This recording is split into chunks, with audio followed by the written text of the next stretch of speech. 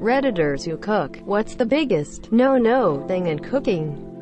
Cooking everything on high because you want it done faster. Do you know my mother? Everyone knows your mother. A dull knife. My parents had no idea all of their knives have been dull for the past decade until I sharpened them and they were like, wow, it's like a brand new knife.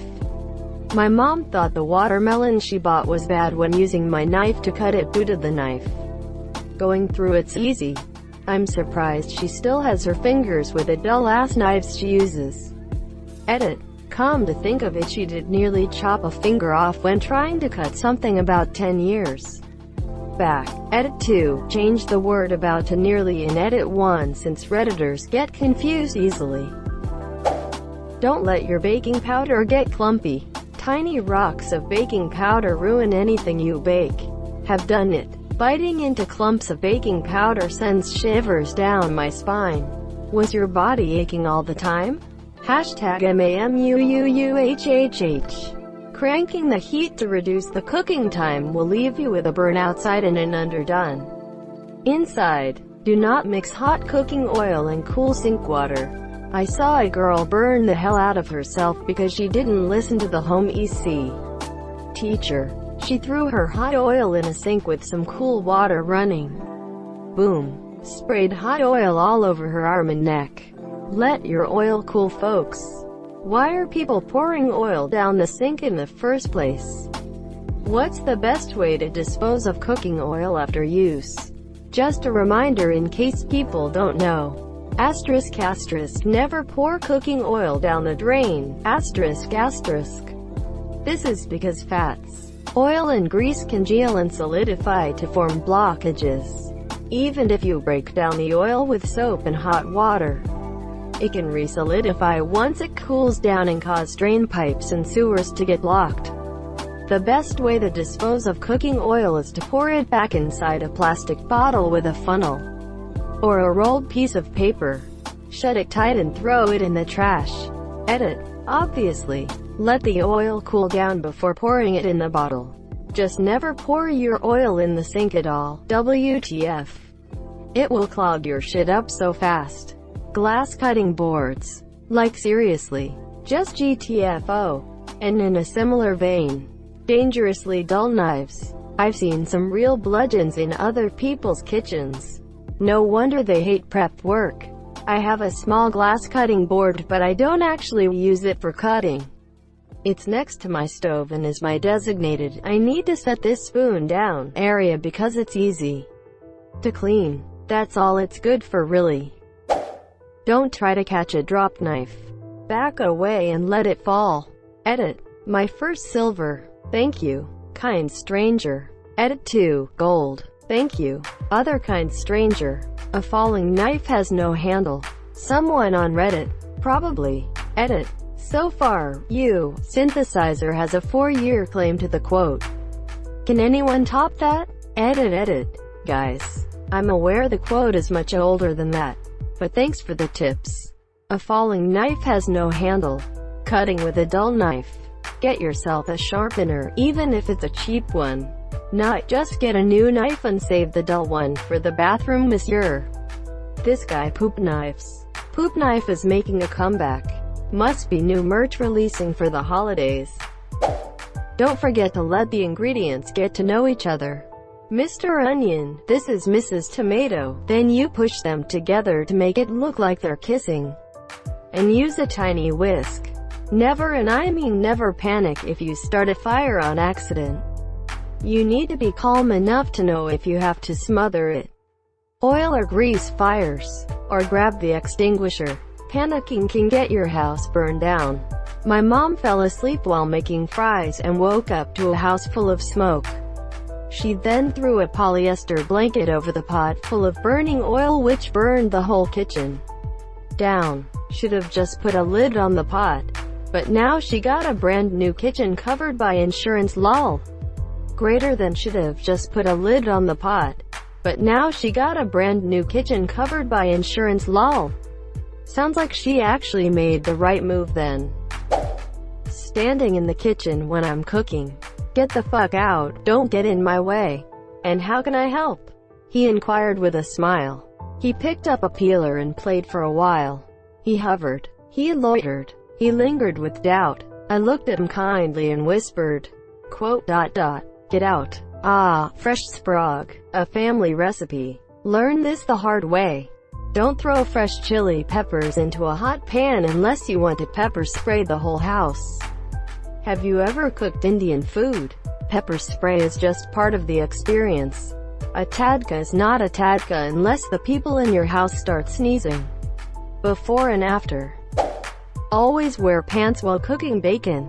Or just an apron. Yo, nice Mr. White. Cooking with extra virgin olive oil over high heat. You sound bitter about this. There is a YouTube channel called Sam the Cooking Guy, and he taught me about using avocado oil rather than olive oil. Olive oil and vegetable oil and others have a lower smoke point and can impart flavor into the food when you may not want it. Avocado oil is neutral, adds no flavor, and has a higher smoke point, allowing you to, for example, sear meat more easily. Don't grab something that is on the stove without a towel or some type of heat protection. Don't combine water and hot oil. If a grease fire starts, don't use water to try to put it out. Salt, a baking sheet, or a dry towel might work if you don't have a fire extinguisher. Don't season a liquid before reducing it. It will become too salty after you reduce it. Don't use a cold pan to sear something. Get the pan hot first. Better sear. Don't use extra virgin olive oil when you're using high heats. It will burn. Don't cut meat immediately after cooking it. More juices will flow out. The meat will become drier. Wait a few minutes. Don't hold an object with your fingers extended when you're cutting it. You're less likely to seriously cut your fingers if you curl your fingers like a claw. Don't use a sharp knife on metal, like a pie tin or steel counter, or glass or marble. Don't use a nice knife on anything other than food. A common offense would be opening a food package with it. Don't send a nice knife through a dishwasher. Don't leave a sharp knife in the sink. Don't leave a knife wet. Even ones claiming to be stainless will often rust if left wet. Don't follow a recipe too religiously. If it doesn't taste well to you, don't leave it because you followed the recipe exactly. Greater than if a grease fire starts. Don't use water to try to put it out. Salt, a baking sheet, or a dry towel might work if you don't have a fire extinguisher. The pot's lid is the best one. Medium rare chicken works for steaks but not for hen. Buffalo Wild Wings seems to think it's okay. Buffalo Wild Wings thought black slimy salad was okay too. Explains why my waitress tried to talk me out of ordering my dressing on the side. Coming anywhere near my non-stick pan with metal. If you scratch my pan, I will scratch your soul. My brother is really good about this. And then when he washes a non-stick pan, you can hear the scratching from the brush against the pan 2 rooms away. And then he wonders why his non-stick pans only last approximately 6 months or so. Not seasoning your chicken. Overcooking chicken too. Straight to jail. Undercooked fish, believe it or not, jail. Chef for 10 years. Here's some good things to keep in mind when cooking at home. 1. Clean as you go. It minimizes clutter and mess and makes everything easier. 2. Sharpen your damn knives. Seriously. Dull knives are dangerous as fuck. 3. Blenders are not just for smoothies. Use them for sauces and your life will be changed. 4. Please stack your fridge appropriately so cross-contamination doesn't happen. Veggies and fruit on top. Also eggs is fine. Beef, fish, poultry, chicken juice will contaminate raw veggies so quick. 5. You don't need a fucking knife block. I'm a chef for a living. I butcher 10 to 20 ducks a week and I have 6 knives. Even that is just cause I am very particular. Your average home chef needs 3 at most, a standard length chef knife.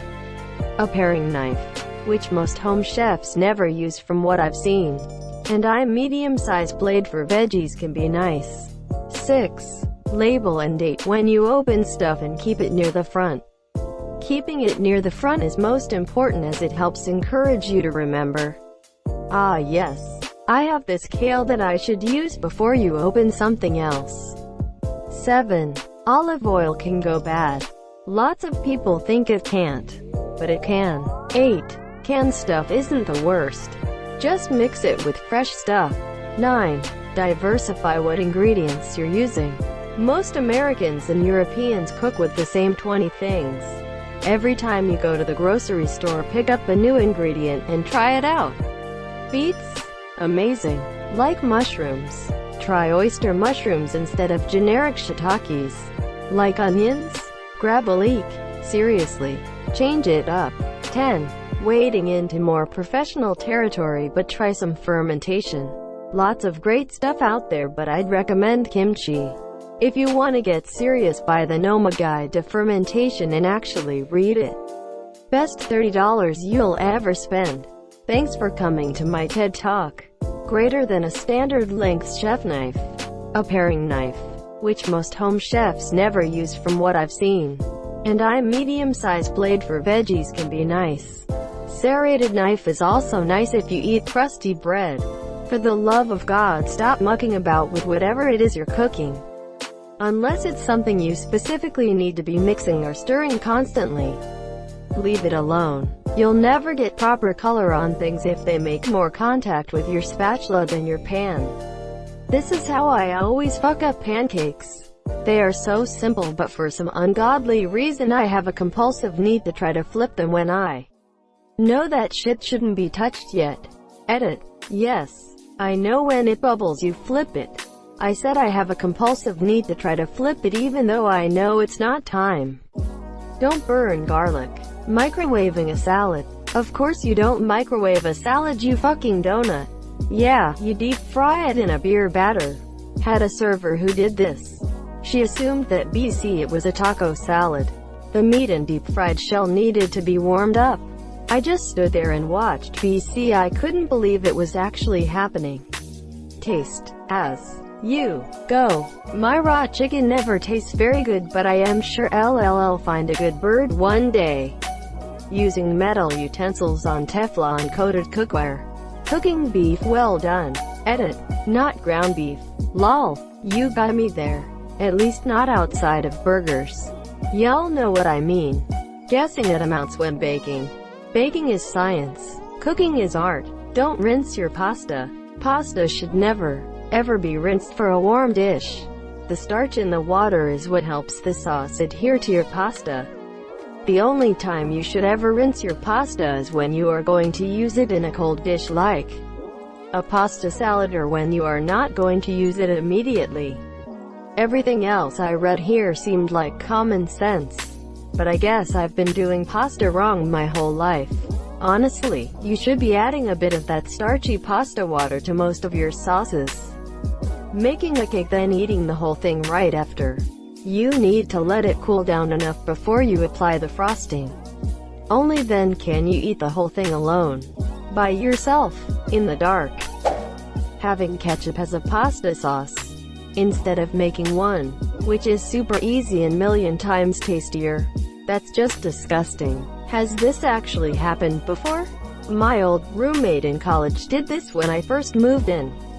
I brought one of those large Costco-sized ketchup bottles and he used almost all of it in one sitting for pasta sauce. It was disgusting. But it wasn't even the weirdest thing he did.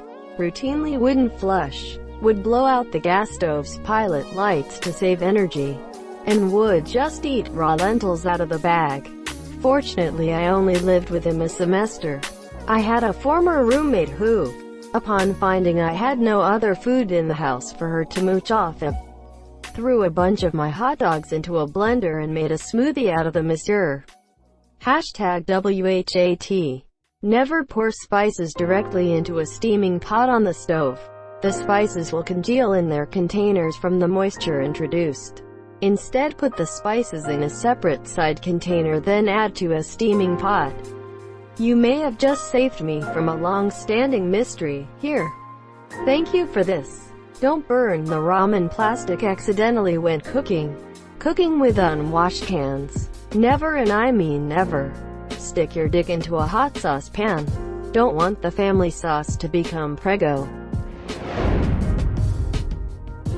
Thank you for watching.